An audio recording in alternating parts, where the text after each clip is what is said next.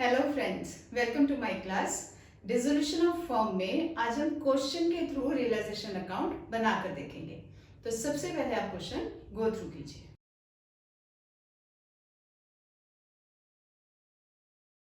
तो शुरू करते हैं क्वेश्चन। क्वेश्चन कहता है कि शांति और सत्य दो पार्टनर्स हैं, 4:1 में वो प्रॉफिट एंड लॉसेस को शेयर कर रहे हैं। उसके बाद बैलेंस शीट दे रखी है हमें और कुछ एडजस्टमेंट्स करने के लिए कही है। बाद में वो कहते हैं प्रिपेयर द रियलाइजेशन अकाउंट। तो सबसे पहले रियलाइजेशन अकाउंट में हम क्या करते हैं, एसेट्स और लायबिलिटीज को क्लोज करते हैं। तो सबसे पहला स्टेप करें हम, तो एसेट्स हमें कौन कौन सी दे रखी हैं। बैंक को हम लेते नहीं है, कैश और बैंक के बैलेंसेस को हम रियलाइजेशन में नहीं डालते। नेक्स्ट है हमारी डेटर्स, तो हम लिखेंगे टू डेटर्स। डेटर्स का अमाउंट है 60,000 का, ठीक है। Then to stock 85,000। Then furniture है आपका 1 लाख का। टू मशीनरी भी आपकी 1,30,000। और हमें एसेट साइड पे दे रखा है शांति का करंट अकाउंट। करंट अकाउंट और कैपिटल अकाउंट्स को भी हम कभी भी रियलाइजेशन में बंद नहीं करते, तो इसलिए वो रियलाइजेशन में नहीं आएंगे। अब लायबिलिटीज को क्लोज करें। लायबिलिटीज में हमें दे रखे हैं क्रेडिटर्स, तो हम लिखेंगे बाय क्रेडिटर्स अमाउंटिंग रुपीज 45,000।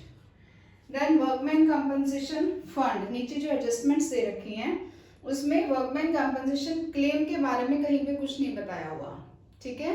तो जब भी वर्कमैन कंपनसेशन फंड है और क्लेम नहीं है, तब इस फंड को हम डिस्ट्रीब्यूट करेंगे among the partners in their profit sharing ratio. Realisation में वो शो नहीं होगा।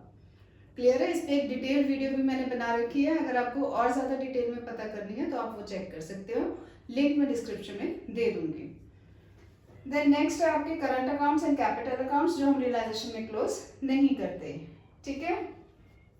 अब इसके बाद वो कहते हैं on the above day the firm was dissolved, Shanti took over 40% of the stock at 10% less than its book value. तो 85,000 का 40% हम करेंगे, that will amount to rupees 34,000। 10% लेस पे लिया है, तो दैट मीन्स 3400 हम लेस करेंगे, अमाउंट आएगी 30,600। इस अमाउंट पे शांति ने स्टॉक को टेक ओवर किया है, तो हम लिखेंगे बाय शांति's कैपिटल अकाउंट, ठीक है, क्योंकि पार्टनर ने टेक ओवर किया ना, तो उसके कैपिटल अकाउंट के थ्रू हम एंट्री डालेंगे, that will amount to rupees 30,600, ठीक है। ये स्टॉक टेक ओवर करने की एंट्री है। और वो कहते हैं and the remaining stock was sold for rupees 40,000। Remaining stock sale कर रहे हैं, तो बाय बैंक, पैसा आएगा ना सेल करके, ठीक है। कितने का स्टॉक, कितने का सेल ऑफ कर रहे हैं, remaining stock was sold for rupees 40,000। अब रिमेनिंग कितने का रह गया, कितने का बिका, प्रॉफिट या लॉस हुआ, उससे हमें कोई मतलब नहीं है। जितने का भी बिका है हमने बाय बैंक करके उसकी एंट्री डाल देनी है, ठीक है। तो स्टॉक की एंट्री पूरी हो गई है। देन कहते हैं फर्नीचर रियलाइज रुपीज 80,000, तो बाय बैंक में आएगा फर्नीचर 80,000 का। नेक्स्ट कहते हैं an unrecorded investment was sold for rupees 20,000, ठीक है। तो अनरिकॉर्डेड एसेट है, सेल ओवर कर रहे हैं, तो उसकी भी बाय बैंक, बैंक के थ्रू ही हम एंट्री डालेंगे। तो इन्वेस्टमेंट हमारी कितने की सेल ओवर हुई है, 20,000 की, इसे भी हम यहीं पे लिखेंगे। Machinery was sold at a loss of 60,000, ठीक है। मशीनरी की वैल्यू है 130 की, 1,30,000 की, 60,000 के लॉस पे वो सेल किया हमने, ठीक है। तो मतलब क्या हुआ, 70,000 की हमने उसे सेल किया है, तो यहाँ पे हम लिखेंगे मशीनरी हमारी गई है 70,000 की, तो मशीनरी भी की, फर्नीचर भी। अब रह गए हमारे डेटर्स रियलाइज 55,000, तो यहाँ पे लिखेंगे डेटर्स 55,000 के। There was an outstanding bill for repair for which 19,000 was paid, ये भी अनरिकॉर्डेड है 19,000 की, तो हम लिखेंगे टू बैंक। लायबिलिटी है आउटस्टैंडिंग बिल, ठीक है। लायबिलिटी को हम पे ऑफ कर रहे हैं, अनरिकॉर्डेड है तो बैंक के थ्रू हम करेंगे 19,000 की।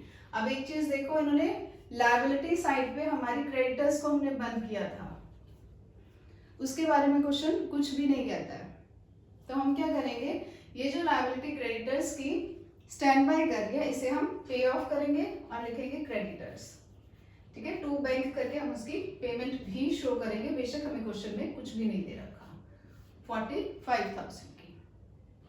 ठीक है, और कुछ भी नहीं है क्वेश्चन में। तो इनका टोटल जब हम करेंगे बाय बैंक वाला, तो ये हमारा टोटल आएगा 2,65,000 का।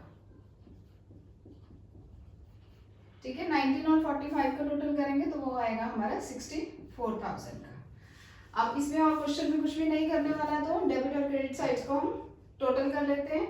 तो यहाँ पर टोटल आएगा आपका 4,39,000 का।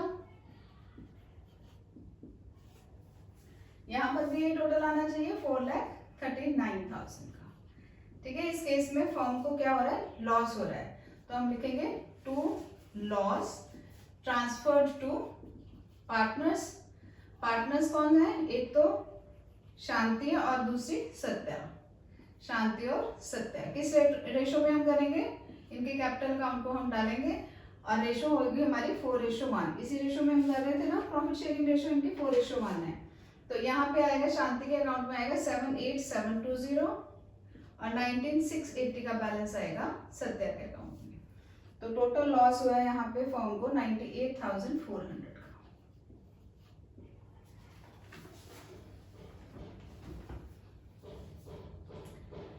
क्लियर है क्वेश्चन? क्वेश्चन में हमने कुछ भी नहीं किया, स्टेप बाय स्टेप हम चले हैं। सबसे पहले हमने एसेट्स और लायबिलिटीज को क्लोज करा। ठीक है, फिर एसेट्स को हमने सेल करना है, तो एसेट्स में जितने की भी हमने सेल करी वो सेल में दिखाई, जितनी पार्टनर ने टेक ओवर करी वो हमने उसके कैपिटल अकाउंट में डाला। जितनी भी अनरिकॉर्डेड इन्वेस्टमेंट्स थी हमारी, अनरिकॉर्डेड इन्वेस्टमेंट को भी सेल करके कैश रिसीव हुआ है, तो वो हमने बाय बैंक के थ्रू ही शो किया है। ठीक है, सिमिलरली लायबिलिटीज को भी हम पे ऑफ करेंगे। लायबिलिटीज में आउटस्टैंडिंग बिल था एक हमारा जो अनरिकॉर्डेड था, उसे हमने टू बैंक करके शो करा। क्रेडिटर्स के बारे में कुछ भी नहीं दे रखा था क्वेश्चन में, बट क्योंकि ये लायबिलिटी है और पे ऑफ करनी है, थर्ड पार्टी लायबिलिटी है, तो पे ऑफ करनी ही पड़ेगी फर्म को, तो क्रेडिटर्स की भी हमने पेमेंट दिखाई 45,000 की। ठीक है, क्वेश्चन में और कुछ भी नहीं दे रखा था, तो सभी को डेबिट और क्रेडिट साइड को हमने टोटल करा। इस केस में लॉस आया जो कि ट्रांसफर किया हमने पार्टनर्स को कैपिटल अकाउंट में इन their profit sharing ratio, that is 4:1। Hope आपको ये क्वेश्चन समझ आया होगा। If you like my video please do like, share and subscribe. Thank you.